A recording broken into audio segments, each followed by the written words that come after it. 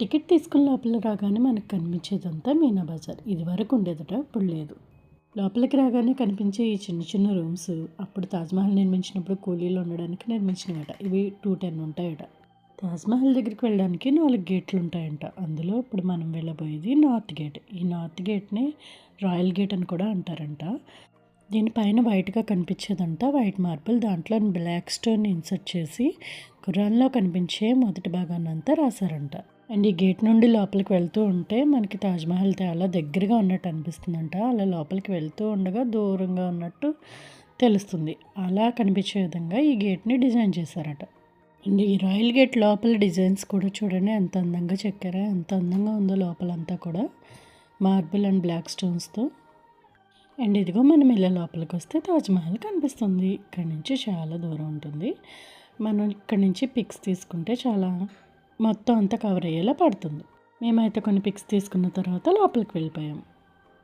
And తాజ్మహల్లో రావడానికి 4 gates ఉంటాయంట. ఇప్పుడు మనమైతే నార్త్ గేట్ నుంచి వచ్చాము. అండ్ సౌత్ గేట్ నుంచి ఎగ్జిట్ ఉంటుందంట. అండ్ ఈస్ట్ గేట్ నుంచి విఐపీస్కి మాత్రమే ఈస్ట్ గేట్ నుంచి ఎంట్రన్స్ ఉంటుందంట. అదండి తాజ్మహల్ దగ్గర నుంచి కూడా చూసేద్దాం. క్రౌడ్ అయితే మామూలుగా లేదు. మేమైతే సెప్టెంబర్లో వచ్చాము. సెప్టెంబర్ 24th మా పాప బర్త్డే. సో సరదాగా ఆ టైంకి అక్కడ ఉండాలని మేము అనుకున్నాము. అందుకని ఆ టైంలో వచ్చాము. అండ్ ఢిల్లీ అండ్ ఆగ్రా వెళ్ళే వాళ్ళు ఎప్పుడు మాత్రం మే నెలలో హాలిడేస్లో ఉంటాయి కదా అని వెళ్ళొద్దు. మేము వెళ్ళింది సెప్టెంబర్లో. ఆ టైంలోనే ఎండలు అదిరిపోయేలా ఉన్నాయి. సో ఢిల్లీలో ఆగ్రాలో మే నెలలో చాలా ఎండలు ఉంటాయని మాకు అక్కడ తెలిసిన వాళ్ళు చెప్పారు. సో అందువల్ల మేము సెప్టెంబర్లో అయితే వెళ్ళాము. తాజ్మహల్ దగ్గరికి వెళ్ళడానికి చాలా పాత్వేస్ అయితే ఇచ్చారు. రకరకాల వేస్ నుంచి మనం ఎలా కావాలంటే అలా వెళ్ళొచ్చు అన్నమాట. చుట్టూ తిరిగి మనకి నచ్చిన చోట ఇలా పిక్స్ తీసుకోవచ్చు. పాపకైతే చాలా పిక్స్ అయితే తీసాము. నచ్చితే ఒక లైక్ చేయండి. ఢిల్లీ నుంచి ఆగ్రాకి మేమైతే కార్ బుక్ చేసుకుని వెళ్ళాము. 3 hours అన్నారు కానీ ట్రాఫిక్ వల్ల చాలా అంటే చాలా లేట్ అయిపోయింది. సో మీరు ఎప్పుడైనా వెళ్తే ఆ టైమింగ్స్ కొంచెం చూసుకోండి. ఇప్పుడైతే బాగా తాజ్మహల్ దగ్గరగా వచ్చేసాము.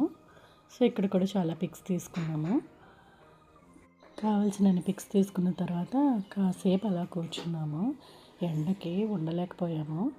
చాలాసేపు అయితే కాసేపు కూర్చుని మేము బయలుదేరాము. ఈ రీల్ అయితే మీకు నచ్చితే ఒక లైక్ చేయండి. అండ్ మన ఛానల్ని సబ్స్క్రైబ్ చేసుకోండి. మన ఛానల్లో చాలా ట్రావెలింగ్ వ్లాగ్స్ ఉన్నాయి. ప్లీజ్ చూసేయండి. మీకు నచ్చితే ఒక లైక్ చేయండి అండ్ సబ్స్క్రైబ్ చేసుకోవడం మర్చిపోకండి. ఈ తాజ్మహల్ పక్కనే ఏమన్నా నది ఉంటుంది.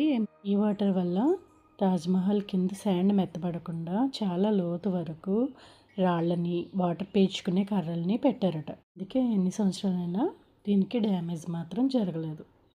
మాకు మార్నింగ్ ఫ్లైట్ ఉండడం వల్ల మేము ఇంకా కోట చూడలేకపోయాం.